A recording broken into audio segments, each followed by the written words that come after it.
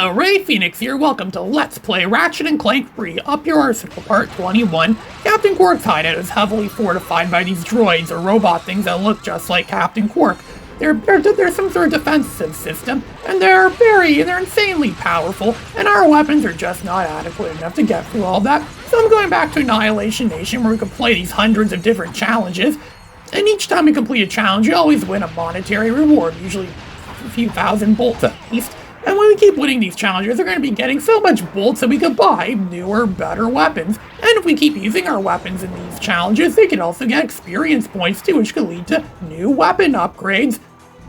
So getting through Quark's hideout will be a lot easier once we get these newly upgraded weapons. There's hundreds of challenges in Annihilation Nation, and there's a special trophy too you could win once you've collected once you've completed all of the challenges. This is a great way to upgrade all my weapons, especially the Quack Array. A lot of enemies in this level can easily get killed by the Quack Array, which could lead to that weapon getting more upgrades. We know how great of a weapon that is. It's one of the best weapons in the game. There's all sorts of challenges, like ones where you can't get hit once, and then the Quack Array has got upgraded there. And then there's those other challenges where it's like a time challenge. If you don't complete the challenge in time, you're going to get killed. You're going to suffocate from the poisonous gas. But these bosses don't really stand much of a chance against my fully upgraded Flux Rifle. See there, we won 20,000 bolts for that challenge. And there's a lot of endurance challenges here too, where it makes us go for several 24, sometimes it even makes you do 100 rounds at most, of just nothing but Smash TV style action, where it pretty much becomes third-person Smash TV.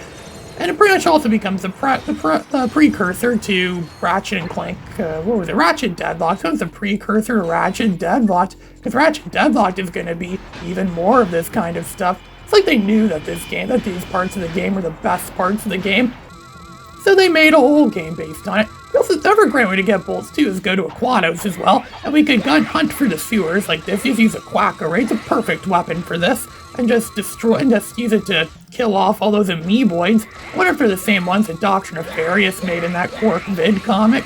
Just destroy all them, turn them all into ducks, get more upgrade points for our weapon, and we could also collect these sewer crystals. There's at least 100 of them out in these sewers. There's a huge elaborate map filled with tricky, intricate sewer mazes of the sewer where all the different sewage crystals are and the amoeboids are. We can collect a lot of them. We can sell them to that plumber we first met in the original game, and he's going to give us a monetary reward. Look, 138,000 bolts for all of that. 136,000, I know, but that's still quite a lot of bolts. Then we go to Slim Cognitos and buy the Bouncer, the greatest weapon that was in, or one of the greatest weapons that was in Ratchet and Clank 2, going commando, and now it's in this game, and this is one of the only weapons in the game. It's actually really good without any upgrades, which is kind of a rare thing, since when were Ratchet and Clank weapons ever really good without any upgrades? Well, of course, there's some enemies here who can easily get killed with our Quack Array, most notably those gnome things. And we're going to finally use that new teleporting item we got from Iridia, that thing that I said Santa Claus probably uses to break into children's houses on Christmas Eve so he could give them toys. Yeah, I'm surprised Santa's never been arrested yet. I think someone would have arrested Santa by now if he's been doing this for years. Or maybe he somehow finds a way to secretly break free, like what happened in that Dennis the Menace Christmas movie everyone seems to love but me. I didn't think it was that great overall. And then there's other weapons we have here too. We still have quite the arsenal. There's a few odd weapons we haven't bought yet. Those are those Captain Quark things I was mentioning earlier, those Quark defensive robot things. I'm going to customize my arsenal here, customize my quick, what do you call it, a quick select screen or whatever they call it, where you can just select a gadget or weapon at your own will. Look at that. Wasn't even upgraded once. Shot him once and he's dead in just one hit like that. This Bouncer is by far the greatest weapon in the game. Oh, this would have done wonders for us if it gave it to us earlier in the game. But I guess it's just, it's just an overpowered weapon. Maybe that's why they gave it to us so late in the game. If we do a challenge mode game where we obtain all of our weapons that we earned the first time around, we'll still have this weapon, and I guess it works challenge mode, since challenge mode's pretty much just the same thing as this. Only there's only you get more bolts because the bolts work like a chain reaction kind of, and get this many bolts and that bolts, and it's like multiplier all equals up to a much greater amount. And the enemies seem to be a lot more stronger, to a point where your average weapons don't seem to, the weapons you fully upgraded in the game the first time around don't really do anything against them.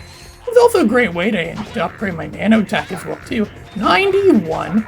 Guess that means we have the game about 91% complete now, since nanotech roughly translates to what your current progress is in the game. I'm going to be setting up this other... You can also press the triangle button, too, to quickly cycle through the last few weapons that you've used. You can undo that, or you could step on that switch and it turns off that ray shield. So we could run through this, and oh, look at that, some sort of dispenser just dispensing out more of these dwarf things.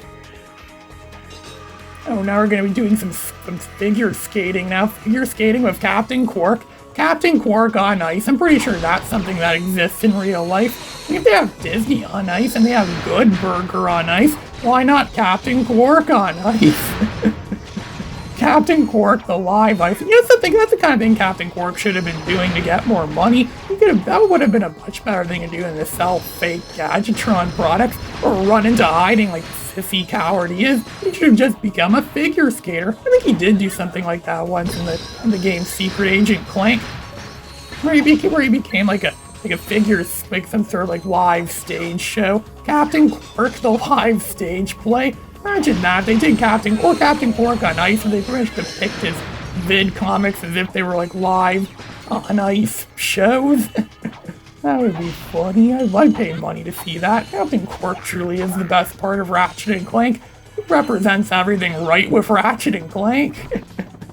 We know that villains, like the kind of jerk villains he is, are the best kinds of villains, and they make the best kinds of characters for things, for storytelling from a story perspective. These Ratchet and Clank games always had the best stories, I think. It's some of the greatest video game stories I've ever come across were in these Ratchet and Clank games. I know they made a movie of Ratchet and Clank in 2016, and from what I never saw the movie, and most people don't seem to like it, but from what I've read about it, it seems to just be like an adaptation of the original 2002 Ratchet and Clank game, but they made a movie directly based on that one game, which, it's not a bad story, but if they were to make a movie based on a Ratchet and Clank game, they should have made a movie based on Ratchet and Clank Going Commando, or maybe even this one, Up Your Arsenal, because these games have much better stories than the original Ratchet and Clank game. These stories would have made for awesome movies. Even Size Matters may have made for a pretty awesome movie as well, too. A lot of people don't seem to like Size Matters. I like Size Matters. Sure, it's not the best game in the series, but it's still pretty good, especially considering the fact it was made by high-impact games and not Insomniac games. You could give something to someone that's not the original creator and try to get them to make a game out of it. That doesn't necessarily mean it's going to be bad, right? Sometimes external creators sometimes come up with awesome ideas that sometimes are better than what original creators intended. I almost have another upgrade. Almost at 92%, now we're 92 nanotech. Look at that, more of them just randomly spawned out of there.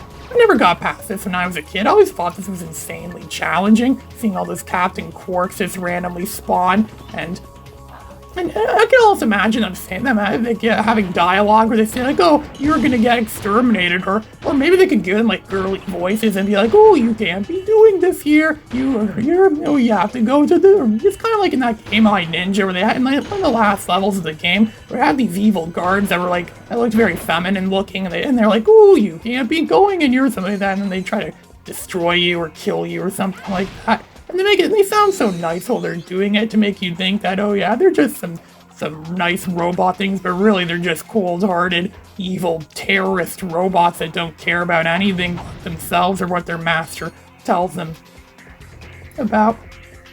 I think Family Guy, the video game, may have had something like that in it too. And look at that, Captain Quark is hiding in there. He's just protected by that ray shield. And of course, we're a lot smarter than this, so we're going to be dropping Clank into that hidden crevice, where Clank is going to find a way to shut down the ray shield. More Clank platforming. That's everyone's favorite part of Ratchet and Clank, right? This game's called Ratchet and Clank, right? It's not just called Ratchet. That's what the next game's going to pretty much be called, but this is still a Ratchet and Clank game, not Ratchet. So there's going to be some Clank moments in this too. More like platforming. Clank's parts are mostly just platforming and breaking boxes and maybe fighting some moderate amount of enemies. And collecting some bolts too, bolts that will add to our ultimate. bolt count. It's quite impressive, actually. I pretty much spent every bolt I had on some of the weapons that could do the Annihilation Nation challenges, because some of them require us having a certain weapon, like the disc blade gun or the suck cannon or something like that. The suck cannon sucks, by the way. I think it's called the suck cannon. Of course it's gonna suck. It's one of the lamest weapons in the game. And it doesn't really serve much of a useful purpose. Kind of like some of those useless characters in the LEGO Star Wars games, like that useless PK droid or whatever it's called, or that pit droid thing, or maybe that, whatever else was in that game. Or like the gonk droid, those useless things. There's some useless weapons in the Ratchet and Clank games. And some of the weapons, of course, in this game are going to be useless. Come on, you have a game that has has tons of weapons in it. They can't all be equally useful, right? That thing just ran, those ice glaciers just randomly fell from the ceiling. We could still glide like this because Clank has a propeller in him, and we could hit that Crash Bandicoot TNT box, exploding that and collecting some bolts. We bought most weapons in this game at this point in time. I think we have all the armor upgrades in this game too. I think we're getting to a point where we're starting to run out of stuff to buy. That's what happens when you play through. Once challenge mode is over, it just goes back to the beginning of the game again, still in challenge mode. If you keep iterating through the game over and over again, eventually you're going to get to a point where you've bought everything that could possibly be bought in the game. And your bolts and your bar that's going to constantly keep increasing to a point where there's this max amount of bolts. I don't know what the max amount of bolts you could have in this game is. I don't know if it's 4 billion like in the LEGO Star Wars games, but in the LEGO Star Wars games you can only have like a maximum of 4 billion studs, which is way more than enough to buy pretty much anything in the game. Come on, Scrunch. I don't know how Scrunch ended up here, though. I don't think Scrunch came with us when we were here, and he somehow just appeared out of that briefcase. I don't know, maybe Scrunch somehow secretly knew Captain Quark was present at this place all along, and he just didn't want to tell us. Or maybe he did try to tell us, but we don't speak monkey, so we wouldn't know. I don't speak monkey. I know that little girl from Series of Unfortunate Events spoke monkey language. And that's when she said stuff like, so like she's been to Crazy Town. She's the mayor of Crazy Town.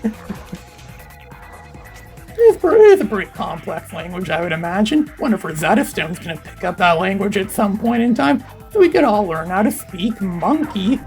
Yeah, I think our world would be a lot better if we all knew how to speak monkey.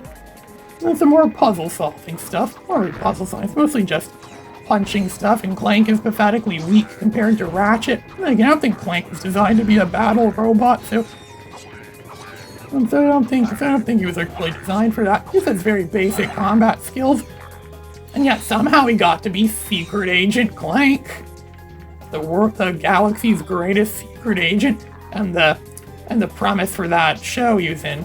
Whoa, I'm just running for you have to like really run for this in sync so you don't get hit by those lasers, because those lasers just downright downright zapped if you touch those lasers. Because Clank isn't very strong, he just dies instantly. I mean, he's Clank, he's not Fozzie Bear, he can't just run through all the lasers and then smell like a burnt couch afterwards.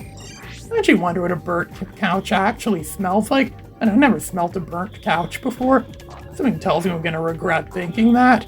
It's like always saying, go, when's a hurricane ever gonna come by or a tornado ever gonna come by and destroy my city? That would be fun and awesome to watch. Yeah, and then after you say that, one is gonna actually come and destroy your city or town or wherever it is, and then you're gonna wish you never made that wish. Unwish a wish. You know Timmy Turner does that all the time. It's a pretty common place for him to want to unwish his wishes. But then again, it's not always the case, which is part of what gives the show its premise. Trying to get him to follow me. I don't think you can follow me when I'm on this thing. There's that little nanobot or whatever that thing is called. So I could send him into this thing. Remember there was a mini game in Ratchet and Clank Size Matters where you could control those little robots, and it pretty much just becomes like similar to Lemmings or something like that. I never actually played Lemmings, but I know it's a very popular game. They say everyone knows Lemmings, even your grandma knows it. Yeah, I doubt my grandma knows what Lemmings is. I think this is the end of the level, or the end of this segment. Yes, I think it is. Gonna reunite with Ratchet, and we're gonna go and see Captain Quirk, find out what he's been up to this whole time. This is like his bedroom, I guess, and his hideout. There doesn't seem to be much around here. You don't see a computer around or a TV around. He just lives in absolute solitude, away from any kind of social media or any kind of entertainment or anything like that. I guess maybe he just does that so he can't get found, so it's a way so we will never get caught. And this is the worst place anyone could possibly stay. There's tons of hotels in Australia that are way worse than this, or hostels or places that no one would ever want to stay at that are probably way worse. So I guess Captain Quirk kind of does have it good. I mean, people think he's a great superhero. I was just gonna say that he has never really cared about being a superhero at all. He really just did it for the fortune and fame, and now he doesn't care about anything. He's aware he's gonna get obliterated soon by Dr. Nefarious, but he just doesn't care. He doesn't care about anything other than himself, and he's not gonna try to help us either. He just wants to lie in bed and pretend he doesn't exist, and pretend the galaxy is not in a major crisis. Clank is just gonna tell him that, oh, you really need to reconsider. You're supposed to be a great hero. The galaxy needs you right now. The galaxy needs all of us right now because the galaxy's in grave danger. Even Scrunch doesn't like him for that. He's considering, maybe I should go back to being the great Captain Quirk. Sometimes wonder what his species is too. He looks humanoid, but then again, a lot of characters in the Ratchet and Clank games look humanoid or human-like. He does look human-like, but I don't think he really is. I mean, some sort of alien thing, considering the fact he lives in the universe of Ratchet and Clank. I can go here to where the PDA was for sale, but like I'm just short by like 4,000 bolts. Is there a place around here where I can get 4,000 bolts? I don't think so. Even then, I'd be broke if I bought that. So I guess I'm not buying that then. I guess I'm just gonna have to return to my ship and return to wherever the next place the game wants us to go is. Oh, look at this. We're getting a call from the president's daughter. What is this? He's telling us that the Starship Phoenix is under attack by Dr. Nefarious' evil forces, and they want us to go to the Starship Phoenix and, save the Phoenix and fight off this invasion from Dr. Nefarious. They sent those Darth Maul robots to come and attack the Starship Phoenix. And the only person that can possibly stop them is, of course, Ratchet, because he has a large arsenal and can kill those things off easy. Or Ape Ratchet, since it's really just a monkey right now from Ape Escape and somehow got displaced into the galaxy of Ratchet and Clank. It's gonna be flying back to the familiar Starship Phoenix, the familiar safe haven we always known, only it's not a safe haven this time around. There's actually bad guys present in this safe haven, just like the homeworld from the original Spyro. Brave Phoenix, signing out.